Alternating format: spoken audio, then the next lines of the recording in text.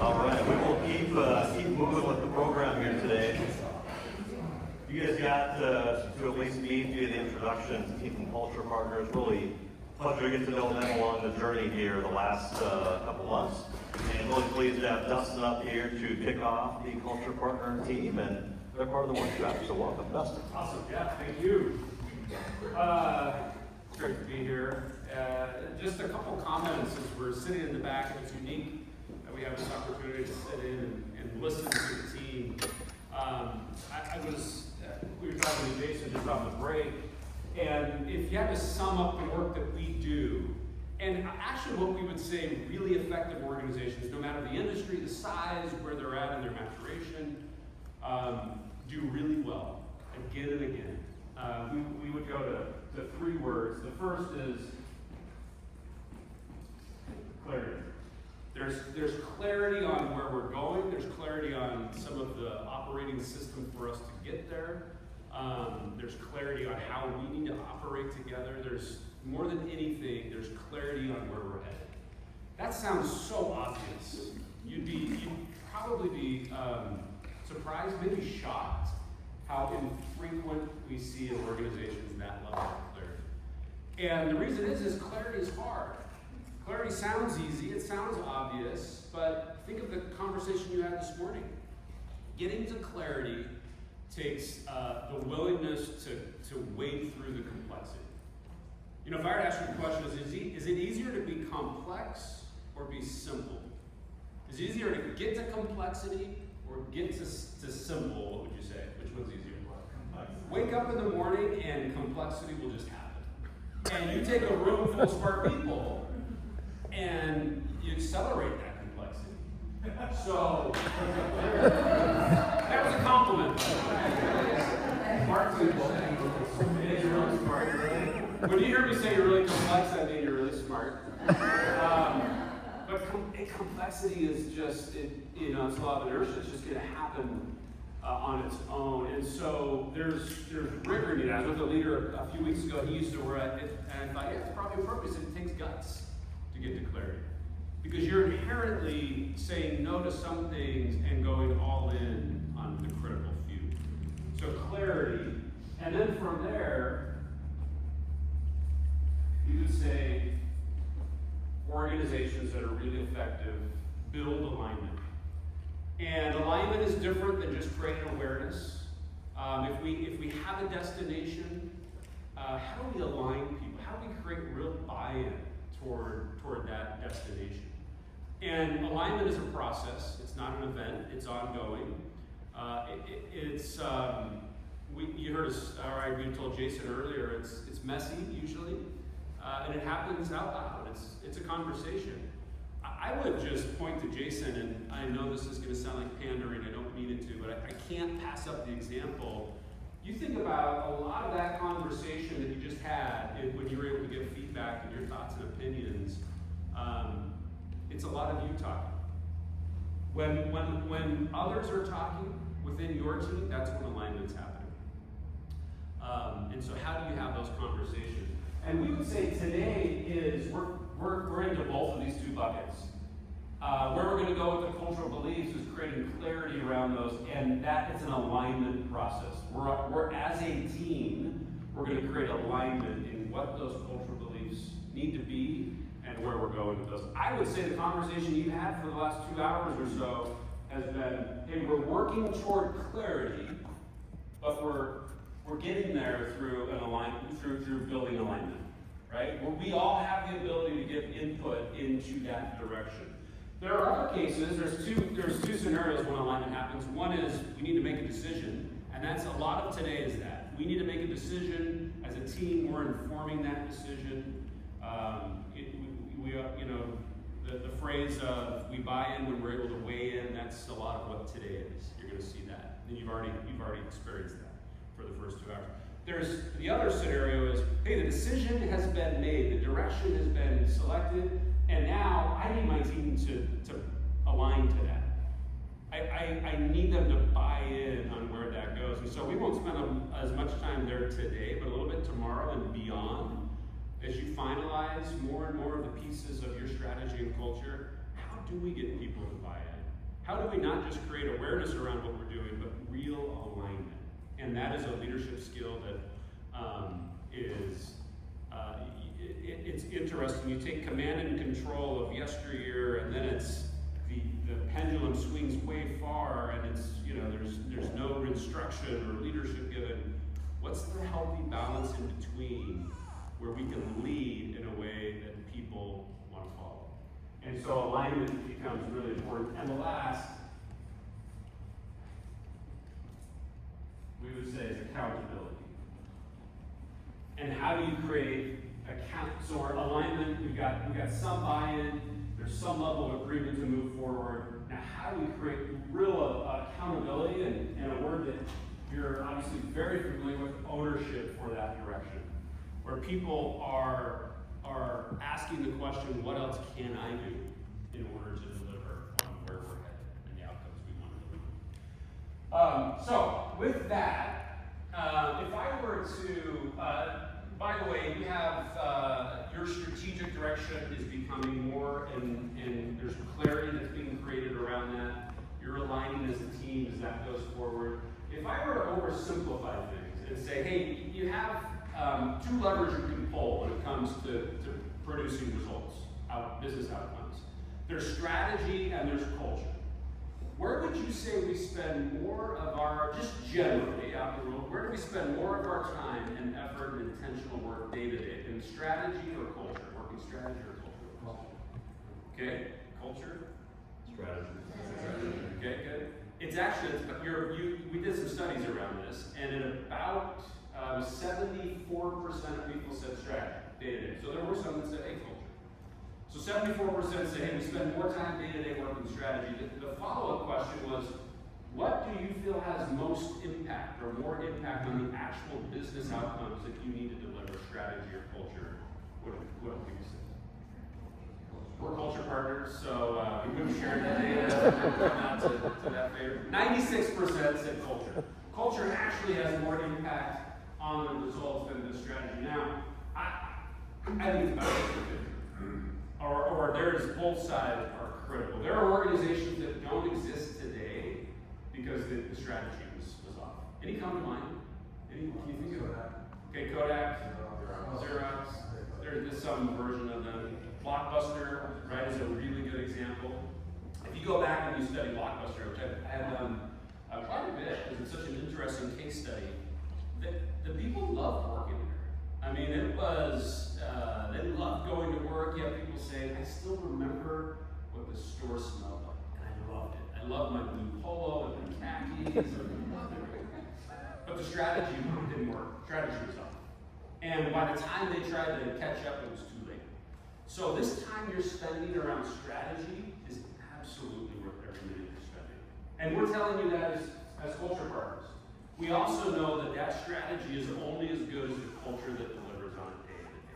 Right? You can have the best strategy and best plan in the world. The culture is the operating system that will then go deliver on that strategy as you go forward. And so let me ask this question, why is it, if we all agree they're both critical, but we tend to spend, most of us would say, more time in strategy than culture, why don't we spend more time intentionally working culture the same way we do strategy? Harder. Okay? How is it harder? Okay? Good. It's like, I had a CEO tell me once, he goes, well, culture's people, and people are messy, and I'd rather do strategy. Fair. Why else? I love it. Cedric, if you didn't hear that, he said, sometimes we could take it for granted. I think that's a really good comment. The word that stuck out to me, I wrote it in my notebook, Jason said was, well, we have a really good culture. Why are we spending a day and a half and beyond on our culture? And the word he used was intentional. We need to be intentional about our culture. And I'm inferring, as you think about growth, and you think about the world changing, you think about even technology, all of those elements that are evolving in the very, minute to minute. Is our culture evolving and matched? Are we strengthening that and reinforcing it in a way that continues to be a differentiator? So consider that. Anything else? Any other comments on why we don't spend more time? Okay.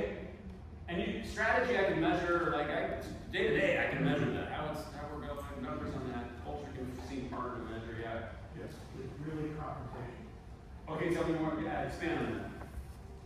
If we're really serious about accountability, it's going to require a thicker skin in terms of confrontation. Yeah. Sometimes it can be, we need to have real conversations. We're not So, really good at with that, that. We're not really good at that. yeah, okay, good. Thanks for sharing. Yeah. Please. There are a lot of subcultures within cultures. So if you're in Tennessee or Carolina, there's some of that, and then even in this building, you have different departments.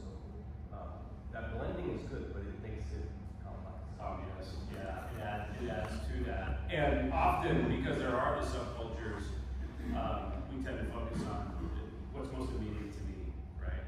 Rather than sometimes leveraging the larger picture. Well, I think as we're going through our careers, we're asked often and frequently to work on culture, or as far as strategy rather. And so when you get to that point where you're in that leadership role where you're trying to now make sure that culture's there, are we in condition to work on strategy? And Tom, great comment. I'd add to that. I've been a new leader before. I mean, like, okay. And there's also an urgency. I've got to deliver whatever the results are, right? I'm being tracked on this now. I've got to deliver. And culture feels soft. It feels ethereal. It feels like it's not as tangible. And I just don't have time for that, right? I got to go. We got to focus on numbers and strategy. And so we're going to make a case today, and I think it's going to be a case that you agree with. And it's just going to reinforce that, again, culture is critical. And it's not because it's soft and fuzzy, it's not because it's feel good. There's certainly elements to that, and that's great. Culture produces results. Strategy along with culture produces results. And so our focus here as we go forward is how do we ensure our culture is aligned and we can reinforce it to produce the results as you go forward. So culture we simply define as the way people think and act to get results.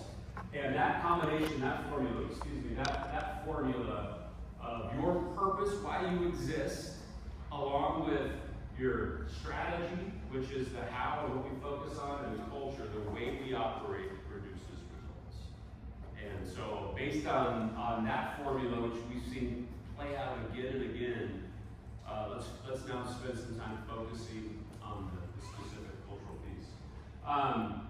Let me ask you this, speaking of results, is there a difference between activity and results? Okay, someone define activity for me. How would you give me a simple definition for activity? Tasks, okay, good. Stuff we do. Actions people take that lead to results. Now, do all actions lead to results? Well, they do. Okay, good. Dom's on to me, it's a trick question. Exactly right, because your first intuition is like, oh, no way, and then think about it, you go, well, yeah, it depends how we define results. So the desired and undesired outcomes of the actions we take, right? I like to say, hey, if I show up for work, I get there at 8 a.m., I find a really nice corner of the room, I lay down and take an 8-hour nap. Does that lead to a result? Yeah. There's two really clear results it leads to, among others. One is a promotion outside of the company, eventually. Number two is how do I go home at night? How do I feel? Totally rested. Ready for the night. Bring it up. Right? So everything we do, even inactivity, we do nothing, it leads to some result. And we find in organizations, often we have this separation between like doing the job and achieving the results. So if I ask somebody in an organization what their job is, what do they tend to give me first? They first will give me their what? Their job title, right? The job title down, they follow up the conversation with their tasks, right? Their kind of job description, what they do. That's not wrong. I mean, when you start a job, that's what you're given, right? Here's your job title, here's your job description. By the way, what's at the bottom of that job description? Have you ever noticed that? Yeah, anything else we ask you to do, right? Because you're like, well, this is what the job entails, but it could be more, and so we're not sure exactly. And now, again, there's nothing wrong with, we need job titles and job descriptions. We need roles and responsibilities. If we only see our job as that title and job description, we're limited in what we can accomplish. And so one of the ways, when we talk about alignment is really two components of that. Do I understand the why? Let's just take be fourth in the industry, to eventually be number 4 in the industry. Do I understand why that's critical and why that's important? Pretty obvious, but I wouldn't take it at obvious. I would let people know why that's critical or why that's important. Or your annual key results. Why are those critical? Why are those so important? And spending time and helping people connect on the why. And the second part of alignment is I understand how I connect with those results. A customer satisfaction result. Maybe I never even talked with a customer. Do I impact customer satisfaction? And we would all say yes. Our job as leaders is to make sure that connection is happening. Because if I want people to then take accountability for that result, such as customer sat or customer experience, then they need to know why it's critical and how they connect to that result. So in other words, we would say doing the job and achieving the result are one and the same. The job isn't done until we achieve the result. Just to give you a simple example of this, we worked with an organization, it's a restaurant chain, this was years ago. And really well known, hundreds of restaurants, you'd know the brand if I told you. For privacy reasons, I can't. We were with their leadership team in a meeting, their executive team, about 10 leaders. And we said, okay, we're gonna work on culture. We're gonna help your team work through the process of identifying how to prioritize ways in which we need to think and act. But what are the results we need to achieve? And the executive team was totally aligned around the category of the result, and it was market share. Like, we have to increase market share. And they were all like, yeah, it's really, we're in the red. We have to get to a good place with market share. We said, okay, what's the number? What's the number? I said market share, I mean margin. In the restaurant business, I don't know if you know, those margins are like almost non-existent, right? They don't make very much food off that plate, very much money off that plate of food this year. So I said, okay, what's the number? And one person said really quick, 3%. It's a 3% margin. I said, okay, good. Someone said, no, I think it's 5%. I thought we talked about 5%. And a third person on that executive team said, I thought we talked about 7%. I remember 7% being thrown around. So he turned to the CEO and he said, okay, can you help us out? He says, don't worry. I know the answer. This is a direct quote. She said, the number is somewhere between 3 and 7%. She said, let me tell you how we got there. She said, 3% is what our parent company, they were part of a conglomerate, gave us as a number we need to hit. 5% is what we felt like we could really do, and 7% was what? That was our stretch goal. So this is the executives. If there's that much kind of uncertainty and confusion at that level, can you imagine what it looks like across the organization? Which we would say a lack of clarity doesn't allow us to create the alignment we need, and certainly it hampers our ability for people to really take accountability and go make it happen, because I'm not sure what it is. It's actually a recipe for people to show up and look at their job title and job description and be guided by just those components. So we said, you gotta pick it up. So we said, okay, 5%. We're gonna have a 5% profit. That's the goal. And we said, okay, good. And they were motivated from that meeting to have two things happen. And it's essentially create clarity so that everyone in the organization, all the stores, and all through corporate, knew, hey, we're focused on the 5% profit margin. And second, that there was real alignment. So no matter what your role was, if you were a dishwasher or a server or a chef or a manager, whatever, you knew why that was critical and how you connected to it. Why should I care about profit margin and how do I do that? So on they went and they did a phenomenal job. One of the best we've ever seen in an organization.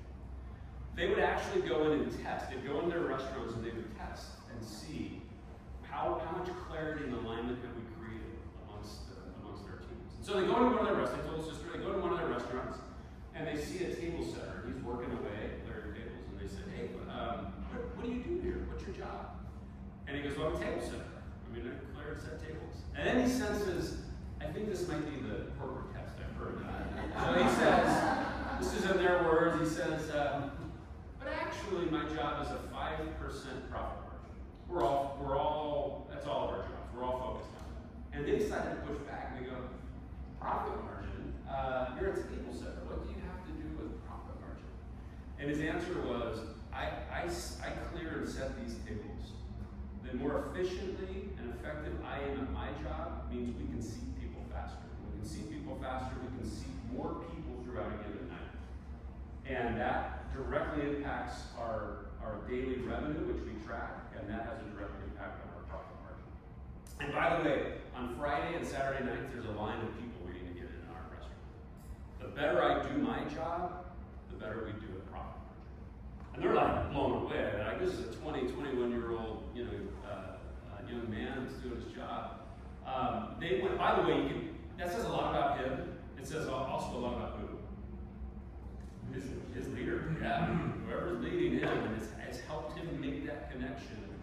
That organization went on to have a 200% increase in their profit margin number 18 months later. No new menu items, no new basic same head count, same number of stores, 200% increase. Just a new way of thinking about my job. And that my job is to help us deliver on what's most critical and what's most important. I'm sharing that story, taking a little bit of time here because the conversation you had this morning was so good and so rich. As you progress forward, and some of that, I totally agree with the comments of, there's a lot of artifacts and information in there, and that becomes like your anchor, right? That becomes kind of your reference that you can come back to. And then what is the simple approach to each year as you work there? I think you need all those components. But in that, right, in creating that clarity, how do we help people then be clear on where we're going and align to do that? You are at such an advantage just given the owner mentality and structure of your organization. As clarity is created there, our coaching would be look to create alignment again and again. Have the right conversations. Do people understand why it's critical and how they connect to it? And that gives you the opportunity to create real accountability, which we'll talk more about accountability tomorrow. Okay, by the way, I have a visual. I have a fun visual. Here's what doing the job and not seeing the job as achieving results can look like. If you can see that there. What's my job? I'm a line painter, right? Title is line painter. Description is paint white lines. Can I go home at night and say I did my job? Yeah. Technically. Obviously, I have not achieved a result. So, with that, we're at a point in the morning here where we like to have a little bit of fun. Who's up for some fun?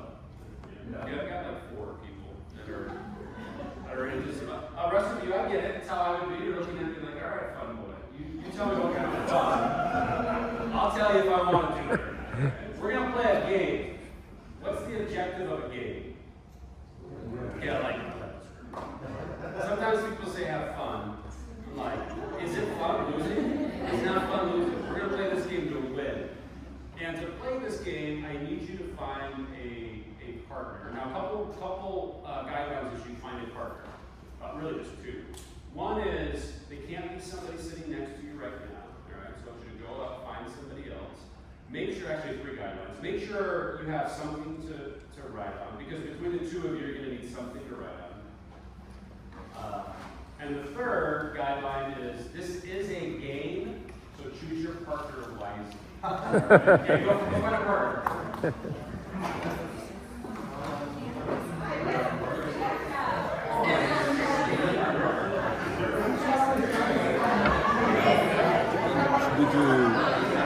This is cool.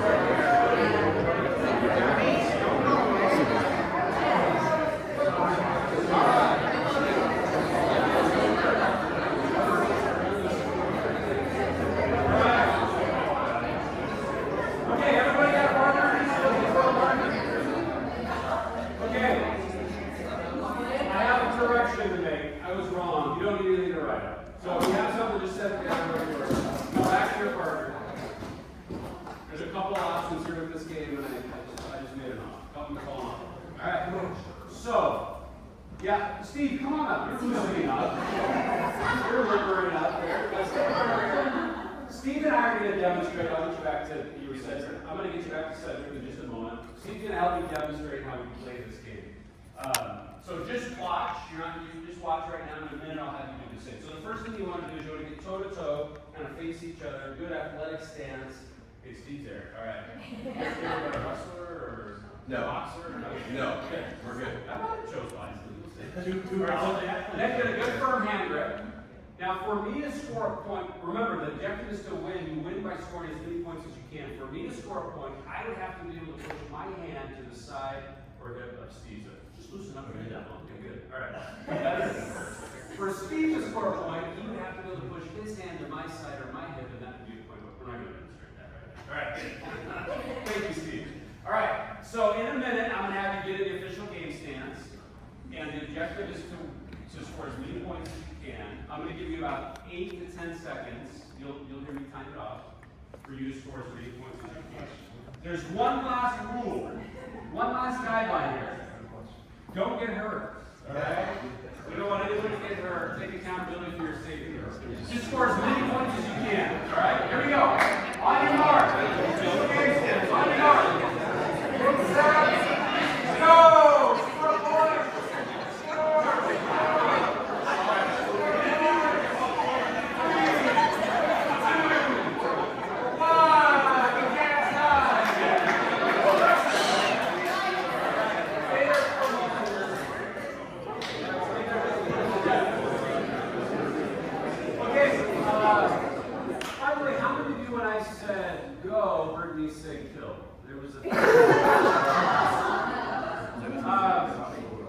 Anyone worked really hard, but not a lot of points, maybe no points scored? Tom, who are you with? Tom and Nick? Tom's watching YouTube. A lot of effort. Tom and Nick, show us your technique. Show us how you play the game. On your mark. Get set. Go! Come on, Tom. Come on, Nick. Come on. Okay, give him a hand. Good job.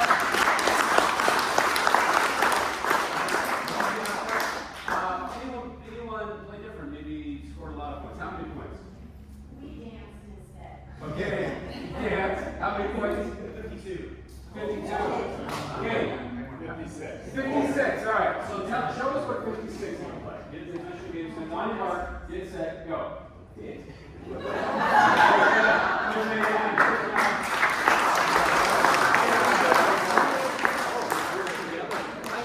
can not only see, but hear the number of points they were.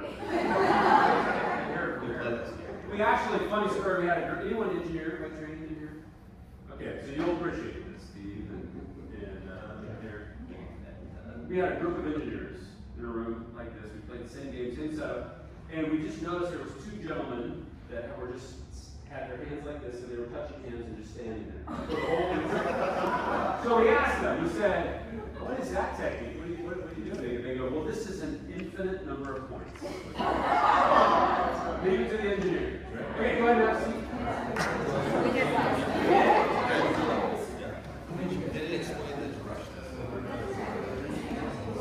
Yeah. If anyone gets in town off,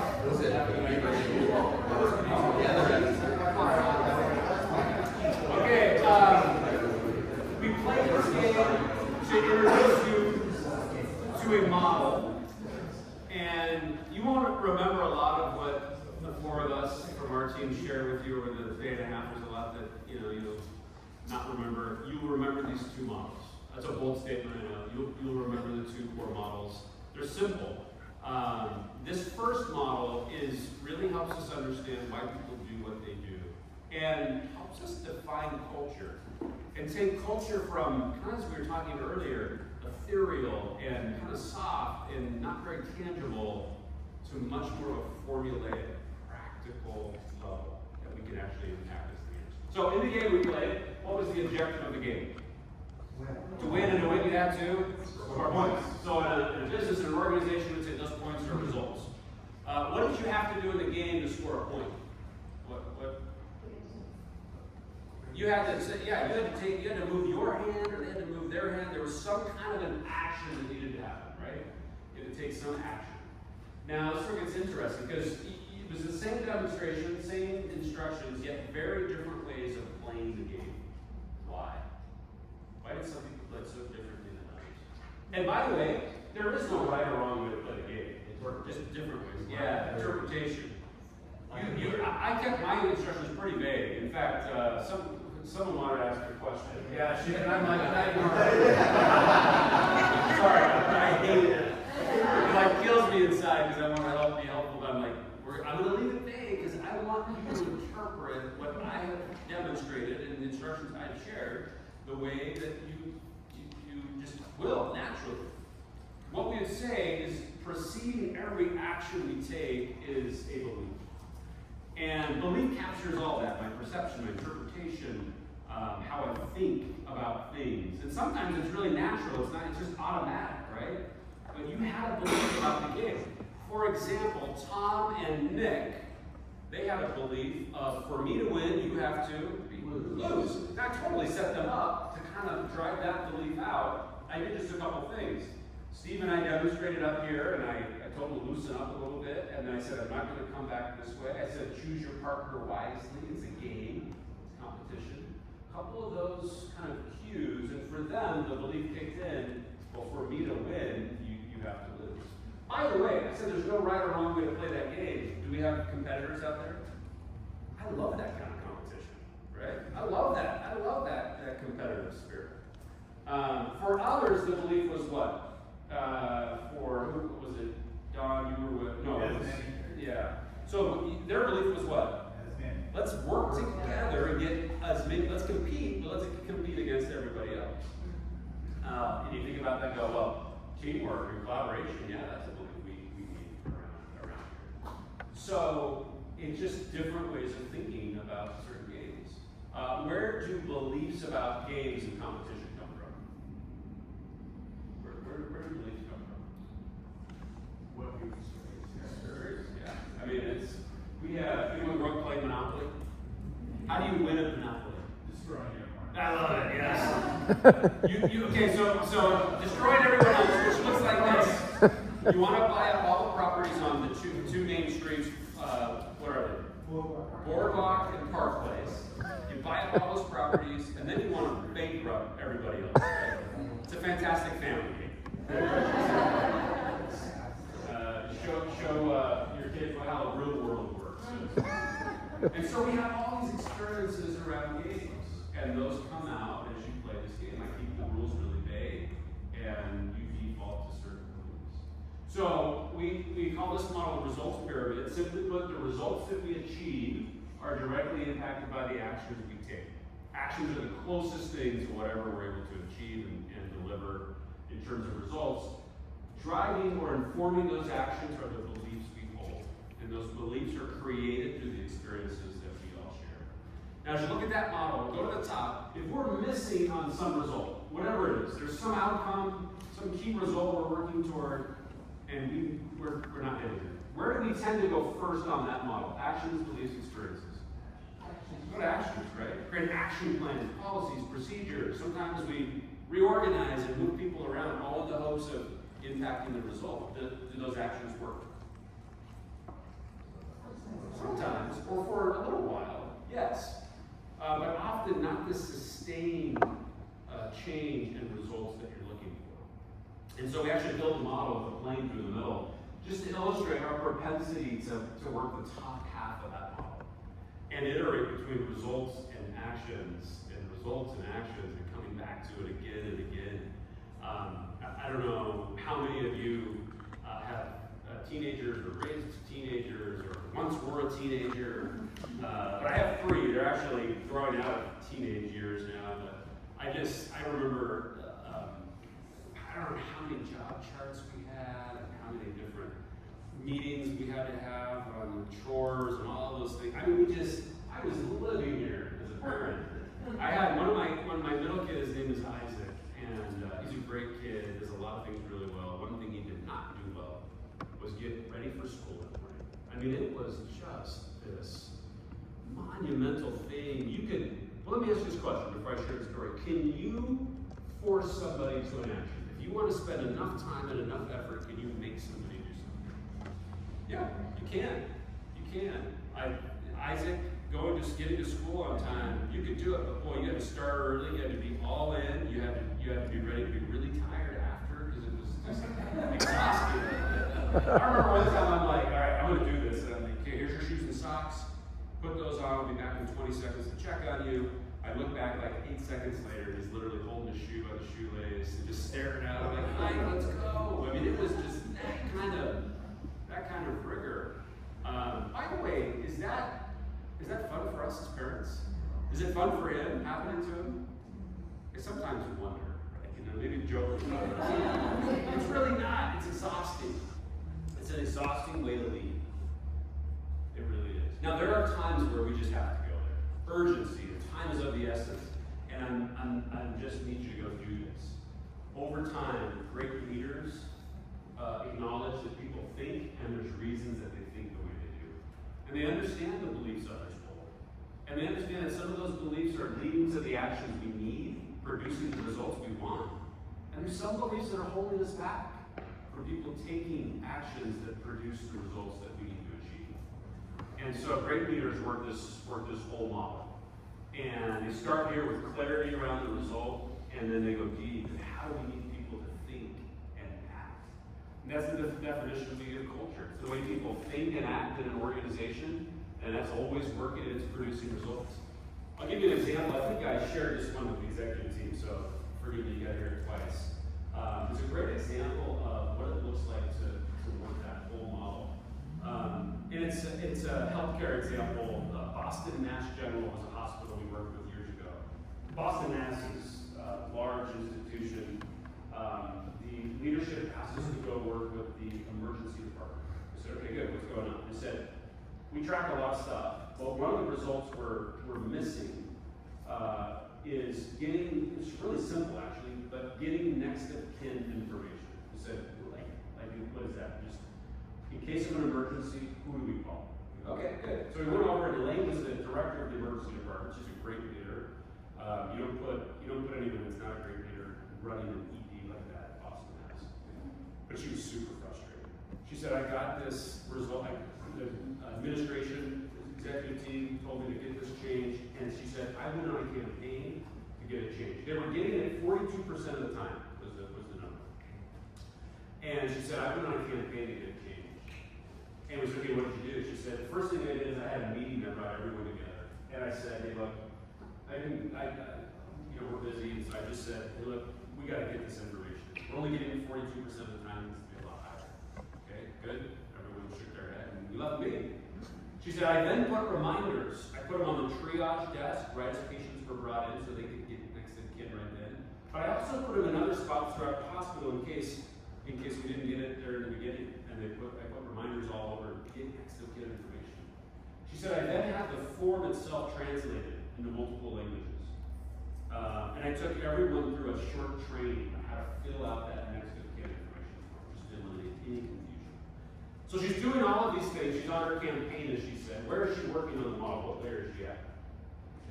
Yeah, she's throwing everything she can at actions. Like, if there's urgency, I gotta get that. So she does that for a while, and the next report comes out. It goes from 42% to 47% of the time. And she's pretty impressed. She's like, I moved it a measly 5% point. I've done all of these things. So that was at that point we said, okay, Elaine, and we showed her this model, and we said, what is the belief people hold around getting this information? There's some belief that is likely working against you. And any guesses what that was? Yeah. What were you saying, Lord? And as we dug into it, we talked with some of her staff, and we just learned the belief was it's really not that important. Next of kin information, it's not that important. In fact, people tell us we're a trauma center. We have gunshot wounds and strokes and heart attacks and codes coming through the door. If I have time to get to your form, I'll get to it. But it's just not that critical. And we said, Elaine, as long as this belief is in place, you got to not build out. It's going to be hard to move those numbers, that result. She said, well, what do I do? And we said, what does the model suggest? She said, yeah, I know the experience, but I'm in an emergency department. I can't let people get hurt on purpose to make a point. How do I? We said, no, but real examples can become powerful experiences. When told as stories, they can be powerful experiences. She said, do you have any examples you can find and share? So So she went back and looked, and she found 2 really good ones. And she shared them with us, said, okay, just for the next 3 weeks before the next report comes out, just tell those 2 stories. Make sure everyone has heard those stories. And the stories were, the first one was a Boston College student, female patient. She was on her bike, hit by a car. She was responsive and conscious when she arrived at the emergency department, but they did not get her next of kin information. They start treating her, it's a dire situation, time is of the essence, they do their best, but unfortunately, she passed away. They couldn't save the patient. Well, anytime in the hospital there's a mortality, they do a case review, trying to learn what they can and get better. They learned in that case review that that patient had a condition that they were unaware of. Had they known about the condition that she was being treated for, it would have changed their treatment plan. There's no way to say it would have saved her life, but it certainly gives them a better chance of helping this patient. That was the first story. The second was a elderly male patient brought into the emergency department, responsive and conscious when he arrived. They did get his next of kin information. They start treating him, put him on meds. He's not doing very well. Becomes disoriented, starts going downhill, so they're like, let's call him. We're missing something. I don't know what it is. This was before the kind of level of electronic medical records we have today. So that okay, calls out, I say, we've got your father here. We've got a list of medications, but we think we're missing something. He's not responding in a way that we would anticipate. And she said, I'll bet you are missing a medication. He's on a new one. I don't know what it is. I helped him get a procedure. I helped him get it. He's probably not on your list. So they called pharmacy. They figured out it wasn't on the list. There was a contraindication. Drastically changes their treatment plan for this patient. He ends up making it, recovers, full recovery, was able to meet the ED. All she did was tell these 2 stories, which a lot of the staff had been a part of, can't even remember. And she does that for the next 3 weeks. And the next report comes out, true story, goes from 47% to now 92% of the time when people are getting this information. What is the belief people now hold around next of kin information? What is the belief should do? It's not only important, it could be life or death. It could be life or death. Do we ever overcomplicate the action layer to compensate for what is often a belief layer problem or opportunity? And that's a really drastic example of a simple shift in belief. And by the way, can you force somebody to a belief? Can you make somebody think a certain way? Yeah, you can't. What you can do is get really specific around the beliefs we need people to hold. And then really intentional, to use Jason's words, really intentional around the experiences that are being created. This whole process, what we're going to do today and into tomorrow, is we're going to get really specific around the beliefs we need people to hold. And it's going to be focused, it's going to be timely, and then we're going to give you some tools to start being really intentional around the experience that's created, that starts to move beliefs to the desired state. That's culture. Just as an example, we'll have this fun for a moment. And what I witnessed this morning is the opposite of this scenario I'm going to give you. So I feel fine sharing this scenario.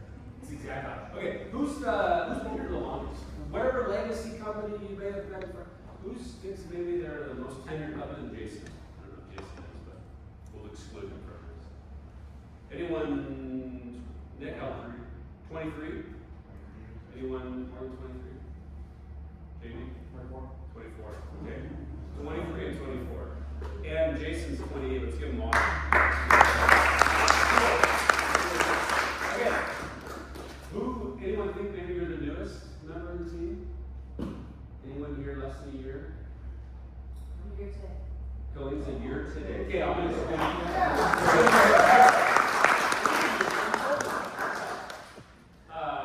okay, which is Colleen? Colleen, sorry. In my head, first time we had a conversation, I asked her what she prefers, and I'm getting it wrong. Colleen, Nick, and Judy. Okay, so Colleen's new. And Colleen's new to the organization. It hasn't been a year, it's been a week. Okay? We're just imagining this. Colleen's been here a week.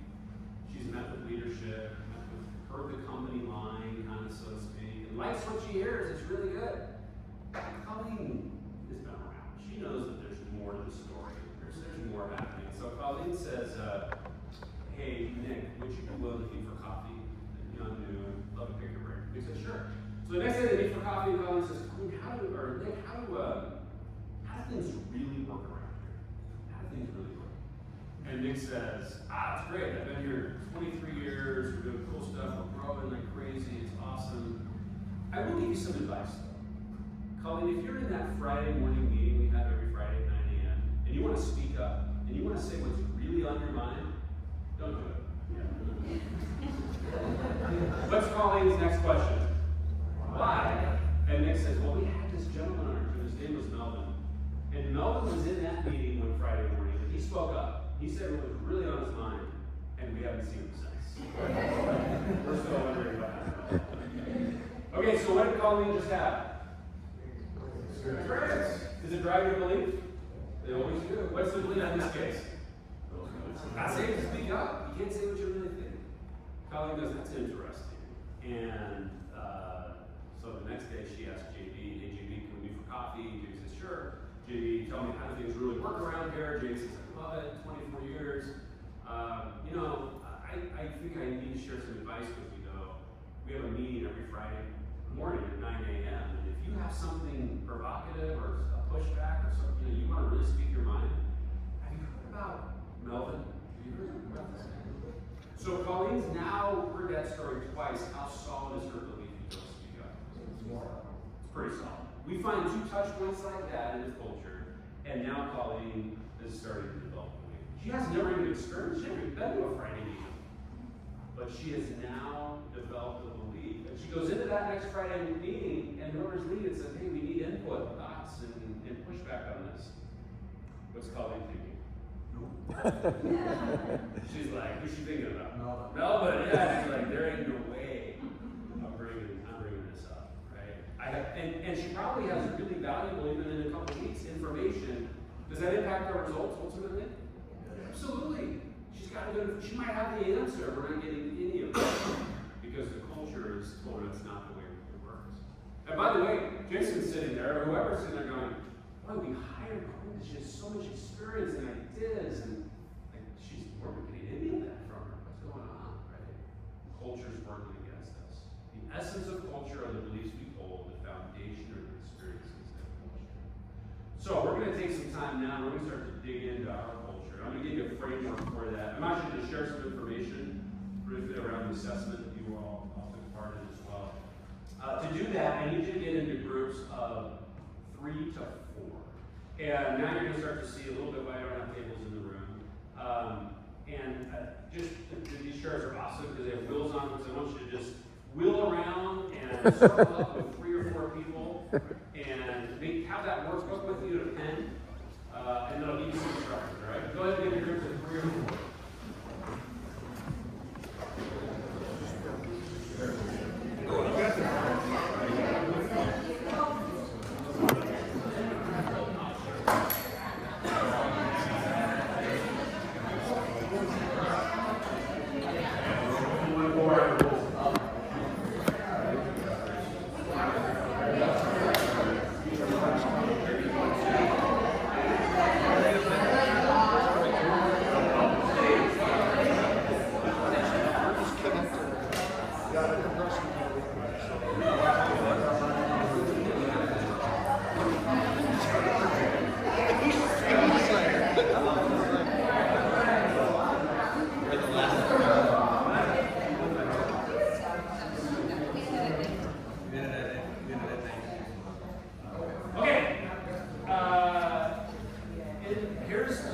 Give me just a couple minutes here on the screen and then we'll get you working in those groups. R1, a little bit of results speak for you, but it'll make sense really quickly. 5 years is not always exact. Where I go, based on the conversation from this morning, R1 are the results that we're achieving today. All right? So R1 are our current results. Another way of saying that is our culture today is perfectly aligned to produce results that we're getting. Right? That's our R1, results we're getting to. Most of us have yet to meet a company that doesn't have an R2. And an R2 is what we want to achieve. Right? It's our desired results. And you have a lot that can fit in there. The one that I would just highlight, and Jason can correct me if he doesn't want us to focus here, is becoming fourth, right? You think about kind of a long-term vision of becoming fourth in the industry. And that's like, that, we would say that's an R2. That's a desired result, long-term result that we want to achieve. Now, what often happens is we take R2 and we put it on top of what we would call C1, today's culture, right? We take R1 and we put it on top of C1. What's the problem with that? We're gonna get the same results. Yeah, I mean, it's the old, I don't know, it was Einstein or someone smart who said, insanity is what? Same thing, expecting different results. It just makes sense, it's commonsensical that in order to achieve an R2, we have to create what we would call a C2 culture. Now, I want to be really explicit here, more so with you than probably most groups. The visual here looks like, oh, we got to leave C1 in the dust and forget everything and move to C2. That is not the case. That is not the case. Much of what you're doing today in your culture is working for you and needs to be reinforced. So keep that in mind. Also, I have yet to meet an organization, even those that have the most high-performing cultures, amazing cultures like yourself, that don't have some shifts that need to happen. It's not from bad to good. It's from today, current state, and if we're going to really become four in the industry, what needs to shift, or what needs to accelerate in how we think and act? That's the conversation today. That's healthy. That's good. Take it or leave it, I've been doing this for 13 years. The very best cultures, more often than the lesser cultures, have that conversation. This conversation we're going to have. Where are we today? Where do we need to go? It comes back to that intentionality that Jason spoke to. So, we're going to get into that conversation. Before we do, I want to share a few highlights from the assessment that most of you probably participated in. This is going to be context for you in what is C2, okay? So we're gonna identify what are some of those shifts. What does C2 look like? The assessment results that I'm going to share are going to help give context to that conversation. So if you took in the assessment, if you took the top areas of success and then the biggest opportunities, these three were identified. So it's hard to read, so I'll read them. The first one there is it's 79% overall positive comment reaction. The key results we are striving to achieve are clearly defined. Which I go back to clarity and I'm like, that's so unknown. That's awesome. It's happening because of you. The second one is what I would be most proud of. I would recommend my organization as a great, not a good, not an okay, as a great place to work. 80% positive. There's some, by the way, you can see the 11% and then the 8% on that one. 11% is kind of in the middle, a little wishy-washy. 8%. We don't usually see those kinds of results. Pretty incredible. And then the last one, I have received the training needed to perform my job successfully. Again, 80% positive. You'll see as I show you some more, you have done whatever it is, some work that has led to a belief or perception that I have the resources or I have developed your states. Okay, then the top areas of opportunity. Individuals are willing to acknowledge when they contribute to problems. That was one that we had a lot of discussion around this with the executive committee. In that, when you get high performers, it's hard to. I have a daughter that's she is good at everything she does. It's hard for her to say, yeah, I messed up or I contributed to that problem in some way. The second one, individuals include me in decisions that may affect my job. And then the last one, we will achieve our key results without any significant change in the way we think and act. This one actually is, you look at that and that's actually good in some ways. That's an opportunity. People know, hey, we have to continue to evolve in how we think and act. All right. Any just initial reactions or questions around those themes, those topics. I think training one is surprising, just because we've been talking about role-based training. It's been a high level theme, so that does surprise me, seeing that in the top years and stuff. Okay. Pleasant surprise. Very good. Any other reactions? Let me ask a specific question. Individuals are willing to acknowledge when they contribute to problems. Any reaction, thoughts on that? Why that might be an opportunity? Or what you see from your perspective? I see trust in those stuff too. Okay. We can trust people you're working with. Feels good. Yeah, the level of trust. There could be a tough year, you admit, maybe a mistake, or discussions for that year. Is that an indication? Is that an indication for blame?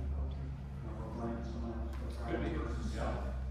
Could be. That would usually lead to externalizing or needing to go, colleague. Yeah, I think we have a very good life. Yeah. And so, not only do I hesitate to acknowledge when I make a mistake, I also hesitate to acknowledge when I'm very flexible. I appreciate that. Yes, please. So I have a build on what Jeff said, because knowing our culture, I have been in this culture where there's no hesitation that we are not that organization. So I think that's what surprises us. I have, my theory is that as an employee of the company, we put so much pressure on ourselves in terms of performance, that I think that creates a lot, because it's not about I'm gonna get fired. It's about, I don't want to let all these people down because we all care about what we do so much. I think it's more about that than it is about, okay, we call people out and then there's bad things. Yeah. There's a high standard, we're used to delivering on that standard, and it becomes difficult to admit when we haven't met that standard, or when I personally have. Or perhaps they haven't realized that there is a problem yet. Yeah, could be. Right. Because of because we organize, and sometimes we don't, and someone mentioned it earlier, heard it twice now, we don't have some of those real conversations with people. And there is an element, there's a false choice that we often feel like we have to make. It can be nice, or we talk about the real stuff. It's a false choice, right? You can be nice, and you can talk about the real stuff. Good. Okay. Just some additional information for everyone. This is out of a pool of 1,764 people that have responded. So the total set was 3,400, so about 50% responded. Thank you, Ron. I'm gonna, yes, I please. just, the timing is ironic because we've just experienced a tremendous prosperity crisis as well. Everybody has benefits, Yeah. so it's not a lull, it's a high. So it's not like we're getting, that level set or balanced feedback. We're getting feedback off of 18% return on our ESOP, statements that were in the mail 3 weeks ago, and general euphoria. Yeah. And I think that's, been masquerading a little bit about the core. And the core is what got us here, is it gonna get us there? And how do we embrace that? Yeah, great. It's a great comment. But I think this was done before the segments was on. After the announcement. This was closed on September 16. That's when we got the last feedback. We knew it was good, we didn't know how. Yeah. Yeah, it's, your comment there on what got you is there, you think about case for change, and you could probably, I go back to Jason's opening comments, the white culture, why are we focusing on that? And why change?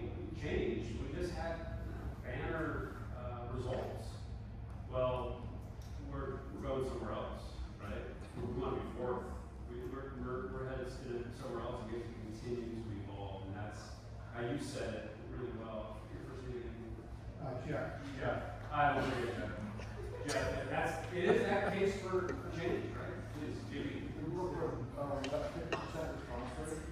Where do we rank amongst maybe other folks that you guys don't affect? Is that 50% typical or?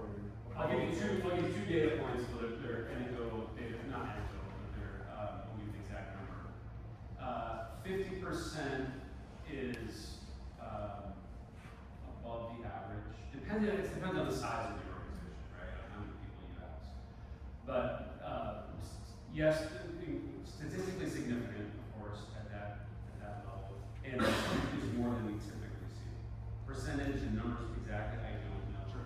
The other data point I would share is is there an overall culture score, which you all were at 67%, kind of positive, which is higher than the standard we see nowadays. I was gonna share for context, our engagement survey, we get about 90+% participation. That's why. That's why he's asking, I think, but to do that, like we message and we really set up and we encourage, like warehouse managers to give people that don't have like a dedicated PC, give them time away from the desk, from the work, and so I'm not surprised, but I'm guessing we don't have a lot of logistics folks in here is my guess, but I'm only speculating. Yeah, the mechanics of the two surveys are different. Yeah. In the engagement survey, we can give managers real-time feedback in terms of how many, you don't know who, but Lindsay can tell them how many people are we still missing in your branch or your department or what have you. So the position of follow-up is a little different. This was purely honest. Yeah, and then from our perspective, 90% is incredible, and I'm not surprised. There's a lot of effort, time goes into getting to that, and 50% is high from what we see, and again, your overall culture score is above average. I know we're about at lunch. Before we break for lunch, I want to get you into the conversation, and so. If you turn to page 8 in your workbook, turn to page 8 and you'll see a chart there to capture some notes. And we're going to start the conversation here. We'll come back to it after lunch. Given we want to share a little bit of the high-level themes of that assessment, but now I want you to go. That's good context. And now go to that plus and dig into your experience, what you're seeing. What are the shifts that need to happen? If you think about today as C1, where is C2? And I gave you the example of Melvin, right? If C1 would be, it's not safe to speak up, C2 it is what? In this case, it's the opposite, it's safe to speak up. Or you may articulate it different. It's expected that everyone will speak up. And so just to give you a few more examples, this is just priming the pump. And some of these might be, you might be like, yeah, that's what we need to focus on. But this is just to give you some examples to go back and have a real conversation in your small group. So, for example, from we're internally focused to we focus on customers and consider them all in all we do. C1, we compete against each other. C2, we collaborate and get the results. C1, we default to do the things the way we've always done them. C2, we challenge the status quo, innovate to find the best way. So I'll just we don't have to go through each of them, but you see some examples, and that's what we want to get to here, is that level of conciseness of currently the broadly held belief is this, and that needs to shift to this. Broadly held belief that we just are going to do things the way we've always done it, that needs to shift to challenge the status quo and be innovative to improve, right, whatever that is. So in your small groups that you're in, start capturing what are some of the key C1s to C2s, and we'll refer to those as shifts as we go forward. What are some of the key shifts in order to get to that fourth in the industry, in order to deliver on what you heard this morning, that strategic plan results? Good? Okay, we'll start that conversation. I'll pause you, we'll break for lunch, and we'll come back to it, but go ahead and start that conversation.